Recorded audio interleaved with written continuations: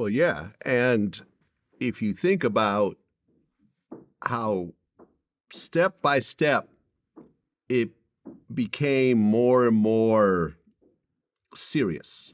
NWA came out and they're talking about gangbanging, but no one's actually claiming a set. No one, Eazy-E's not saying he's a Kelly Park Crip or whatever else. But then DJ Quik comes out and now he's claiming a certain Pyru blood set. So that gets escalated. You fast forward to Chicago, suddenly people are talking about smoking their dead enemies. People are going, filming music videos at graveyards and, disrespecting tombstones and, people's mothers are getting shot and killed. And, it's like... It's growing. It has to, with the internet especially, because there's no barrier to entry to getting your word out. Like Tupac had to go to a studio, record Hit 'Em Up, submit it to Jimmy Iovine. Interscope had to agree to put it out. They had to press it up, commercially release it. A bunch of time passes to the point where someone goes, something, never mind. I just scrap that. I've calmed down now. I've sobered up. I don't want this record to come out. This week or two that it takes for it to get properly released, I've changed my mind. Let's just scrap it. No, a person goes in, tweets, says something, makes a video. Within 30 seconds, millions of people are now watching it. You can't take it back. And now you deal with the repercussions of what happens, and you have to out ignorant the other person in order to get that extra attention. And, even in my life, the type of shit that people have said about me is just like, you got to be kidding me right now. Like the argument, the disagreement that me and this person had absolutely no bearing to how far they are taking it now. But this is just the reality of where we are. And listen, I think NWA has to take a certain amount of responsibility for that. Was there systematic racism? Absolutely. Was there drugs being put in the community? Absolutely. Was the government and the CIA and COINTELPRO and everything else like that involved? 100%. But that doesn't eradicate the piece that NWA played. And I think that your point is valid. And if no one else agrees with you, I'm going to agree with you. Well, I think that there are many, many, many people that agree. So, I'm cool. I'm pretty much understand what I'm trying to say. If someone else doesn't understand what I'm trying to say, then that's on them. You know what I'm saying?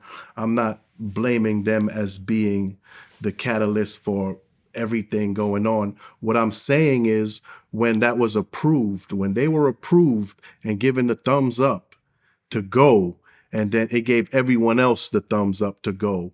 And now when everyone else gets the thumbs up to go, it gets escalated throughout the years to where the level of homicides and the level of disrespect between artists, you know what I'm saying, is at an all-time high. You know what I'm saying? So it's self-evident, you know what I'm saying? And like I said, man, before, no disrespect to them. Like I came out here to sign the Dre to Aftermath when he left Death Row. I stayed at the Le Montrose for 3 months. I was going to ask you about that because I remember hearing the rumor that Special Ed is working with Dr. Dre. So that's true. Yeah, I came out here. Yeah, he brought me out here right after he left Death Row. And it was heat. It was whatever the climate was. But I came out here. I wasn't going to be on some gangster shit or make gangster records. He wanted Special Ed. So I was coming out here as Special Ed to get into a deal with that situation. I stayed over at the Le Montrose for like 3 months. You know what I'm saying? And then I went home for my daughter's birthday. And when I went home, that's when I think Pac died that time. Yep, I think Pac died that time. And shit just turned upside down and the deal fell through. And I went through some other stuff too. I had an attorney that ran off with bread, like a corrupt attorney. Yo, I done been through a lot in this industry. You know what I'm saying? And I had to deal with that. I had to get her disbarred through the Bar Association. I did that myself. Like, it's been a lot. It's been a long journey for me, man. Like, I've had to go through a lot of adversities and a lot of technicalities and procedures, you know, just to get justice for myself and others. because she did it to a lot of people, man. I had a attorney that ran off with a lot of money from not just myself, but other clients. You know what I'm saying? I've even gained relationships because of that. Other clients that, you know, we all face this and trying to go after her, go after the money, you know. But, you know, I just did what I could, man. I called the bar association, got a disbarred, and moved on with my life. You know, you can't just live in that stuff forever. It'll eat you apart, you know? Well, Special Ed, this is a conversation that started 21 years ago.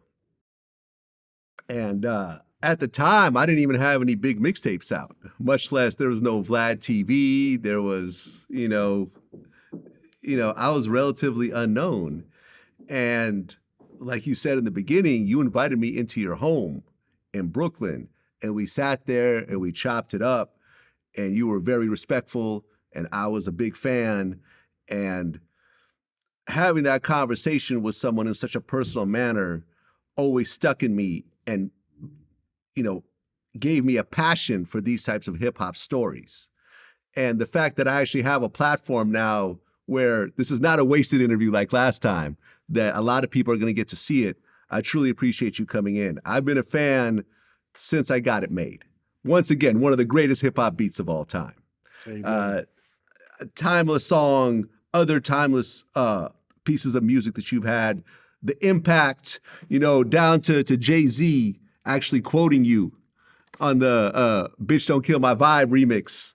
I'm the highest title, numero uno, kill my vibe, that's your motherfucking funeral.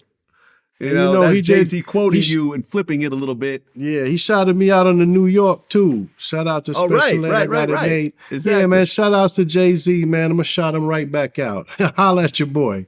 Know what I'm saying? Yeah, it's just an honor, man, to just be loved and quoted, and you know, imitation is the highest form of flattery and all that. So for all the artists that have sampled me, went on to, you know, do my records over in whatever capacity, borrowed lyrics, that's all an honor for me, man. And, you know, I just appreciate it all. You know, nowadays for me, I'm more into just trying to go back and help these kids, you know, with my organization. It's called SEAL, Special Ed Arts and Literacy. And the website is specialedartsandliteracy.org. So, you know, I go around to the schools and talk to them and try to redirect them from maybe the wrong path that they're on. You know, that's my mission right now. I don't really care too much about what's going on in the streets and what artists are doing and, you know, the mess that they making.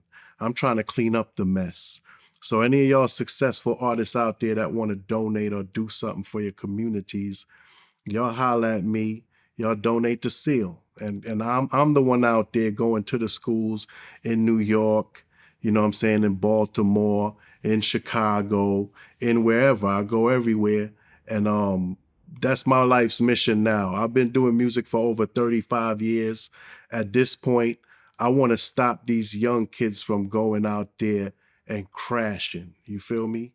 So that's what I'm doing right now with my organization, sealartsandliteracy.org. You know what I'm saying? Absolutely, man. A very dope concept. I'm looking at the website right now, sealartsandliteracy.org. You know, and I just want to say before we go that you and I'm 50, you're 51, I believe. Like, it's a gift to get to this age and still look the way you and I look. Absolutely. You know I just turned healthy, 51. Thin. Yeah. Nice skin. We have all our teeth. You know? Yeah. Like, there's lots of people, number one, that we both knew that didn't make it to this point because of decisions they made in terms of their lifestyle or their ego or their anger or whatever. There's lots of people that are still alive but are in horrible shape. You know, I have a friend that's missing half his teeth because of a lifetime of drug use.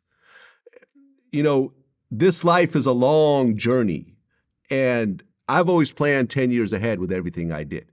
You know, I knew that in my 30s, I got to get to my 40s. In my 40s, I got to get to my 50s. I'm planning for my 60s and 70s right now. And if you plan ahead and you don't just live life, you know, YOLO, and you only live once, you could have a long and fruitful and successful life and really enjoy the fruits of your labor to get to this point, because it's great, man.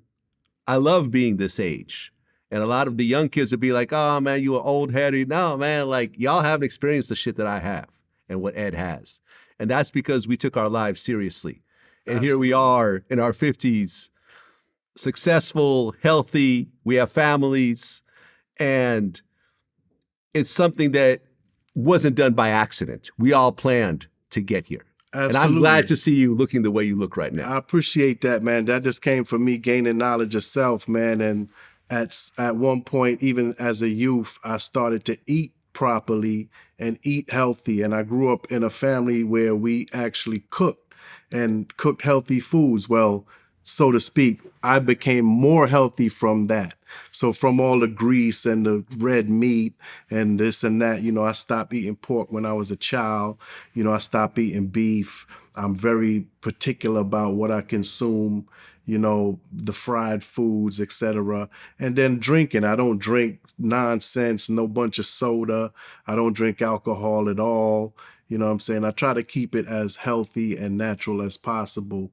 Just, you know, and with me stops smoking, it's all so that I can have a longer life and a more fruitful life and not, you know, push myself into sickness or death at my own choice. You know, it's the choices we make, the things we consume, ingest, etc. So we just have to make better decisions as people and know the consequences of our decisions, you know?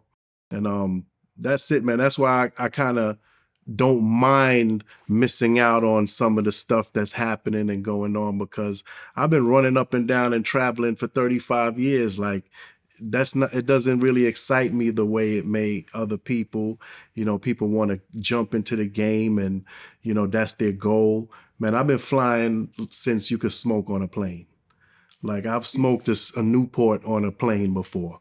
That's how long I've been flying. So, you know, nowadays I just kind of kick back. I'm into a lot more TV and film production. You know, I actually was a producer on The Ladies First that came out on Netflix recently. Yeah, Nice. I was a consultant producer on that project. You know, shout outs to all the ladies on there. I'm very proud of you all. And I've been doing some executive production on the Print Shop, you know, concert series. That's a real holistic view of like live performances. I did one myself. That's online. I've done some documentaries just in terms of the arts and literacy. I've done some documentaries on that. I've done documentaries on mental health. I won some independent film festival music awards. Shouts out to one of my partners, Sebastian Foxworthy. You know, just doing that gives me it's more rewarding when I can do something that helps others and means something, you know, something more meaningful and positive than contributing to destruction and death. Like, I can't do that no more. Like, that's why I don't really even worry about making records or trying to put this out or that out, man. I'm over 50 now. I got younger artists. You know, shout out to City the Great. I teach him how to be an entrepreneur. You know what I mean? I teach him how to run his record label, how to choose his singles, put his videos out, market, et cetera, and give him whatever platforms or opportunities I can. I'm about helping others right now. Like, you can help yourself all you want, but if you're not helping others, you know, what are you really doing out here, you know? That's what it is. Special Ed, man. Truly an honor to finally sit down. I feel like this came at the exact right time. You know, we've been talking about doing this for some years, but yeah, right now is the perfect time for this to happen, man. And thank you so much for coming in. And, you know, you and I are in touch already, so let's just keep in touch and see what else we could do in the future. Absolutely. Amen, Vlad. It's a pleasure, man. And Yes, good to sir. see you. Congratulations on your success, man. Thank you, man. Till next time. Peace. Amen. Yes, sir.